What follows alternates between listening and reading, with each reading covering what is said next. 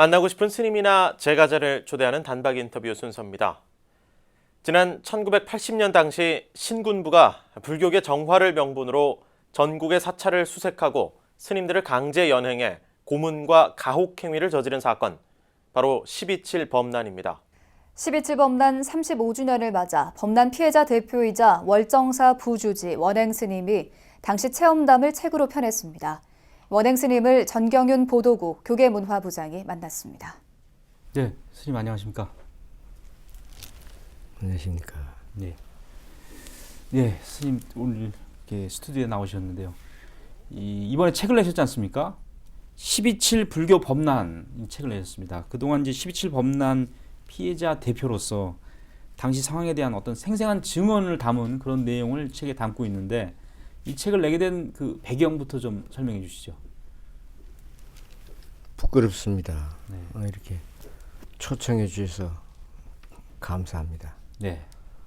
저는 지금 현재 조계종 그 범난 피해 대표 소임을 보면서 35년 전에 일어난 일을 왜 새삼스럽게 이제 또 이렇게 들먹거리면서 증언 그 책을 내느냐 그런 부분이 있습니다만은 네. 저는 그렇게 생각합니다. 역사는 항상 반복되는 것이며 또 역사를 기억하는 자의 소유물이라 그랬습니다.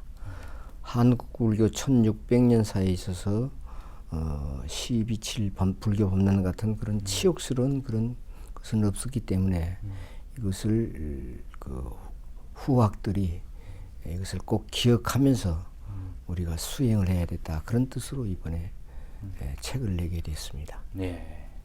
그러니까 이 과거의 역사를 또 후학들이 또 바로 알아야 되기 때문에 스님께서 이번에 책을 내셨는데 이 80년 당시지 않습니까? 신군부가 들어서서 당시 이제 스님께서도 이 월정사에 계실 때인데 이 보안사에 연행이 돼서 많은 고통을 겪으셨습니다.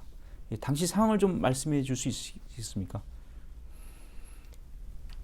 12.7 80년대에 저는 그 당시 월정사에서 재무소임을 보고 있었습니다. 조실 스님은 타나 큰 스님이었고 주지는 만화 은사 스님이셨는데 10월 26일 날 이제 그 박정희 유경수 여사의 일주기 추모제를 이제 법당에서 지내고 있는데 그분들이 나중에 밝혀지죠. 원주 보안사에 신도의 자제분이라 그러면서 방을 달라고 그래서 이제 거기서 숙식을 하게 됐습니다. 그래 밤새껏 이제 그 드나들면서 많이 분주하게 움직였어요. 그래서 무슨 연인가 그랬더니 그분들이 이제 원주의 천일공사 나중에 이제 보안사 직원으로서 하사들이 2명 또 상사 중사 등 해가지고 한 5, 6명이서 그렇게 들어왔었습니다. 네. 그래서 그 당시에 이제 참 그런 일이 있었는데 사실은 이제 벌써 35년 됐습니다. 12.7 범난에 대한 진상 규명 그리고 피해자 명예 회복 이런 것들이 이루어져야 할 텐데 당시 기록을 좀 들여다보면 세상에 나와 있을 것 같다는 생각도 듭니다만은 이렇게 명예 회복이나 진상 규명 이게 잘 안 되는 이유는 어디 있다고 보십니까?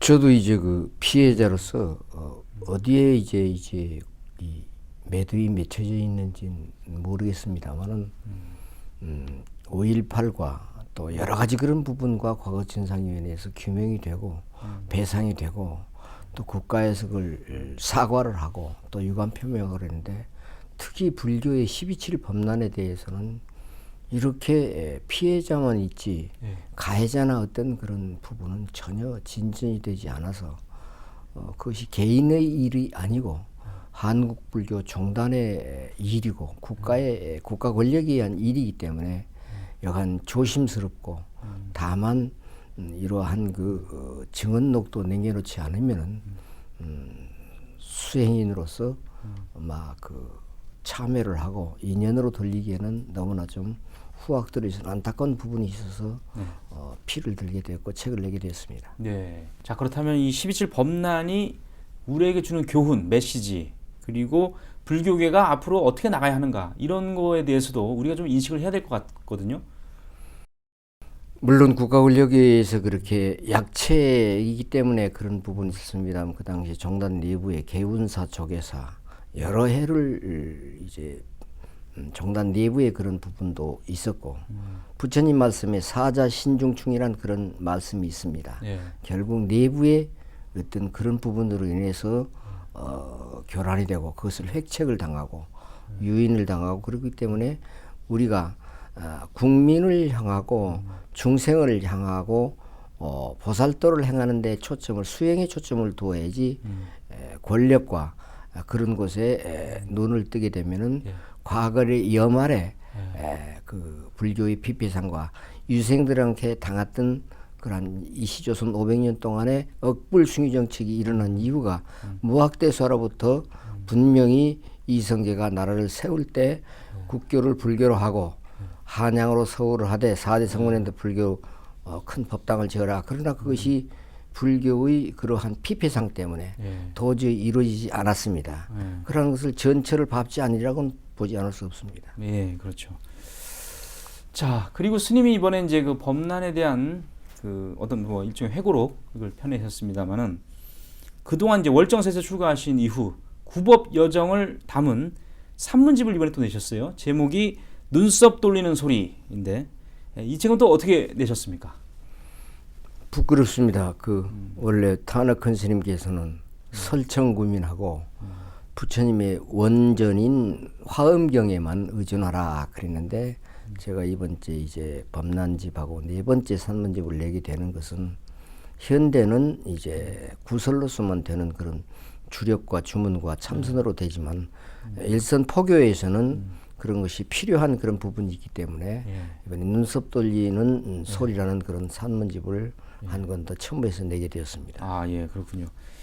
이 산문집을 통해서 그동안에 이제 스님께서 구법의 길을 돌이켜 보면 먼저 감회가 상당히 남다를 것 같습니다. 여러 가지 일들이 많이 있지 않습니까?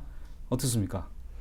어느 수행인이나 그 고행의 그런 연속이고 출가로부터 끝까지 이제 고행의 연속인데 그러한 과정을 저 나름대로 해인사의 오대산 출가에서부터 해인사 성철 스님 모시고 팔만 장경하는 그런 소임이라든지 대전 계룡산 자광사의 타나큰 스님의 그 유업을 받던 부분, 동해 사마사, 원주 구룡사, 지금은 이제 본사에 들어와서 부주 소임만 보고 있습니다. 그런 과정 속에서의 감회와 느낌, 인연이 있는 그런 것을 조금 집필을 해서 써놓았습니다. 예. 네, 12.7 범난 35주년을 맞아서 오늘 이 원행 스님을 모시고 여러 가지 얘기 나눠봤습니다.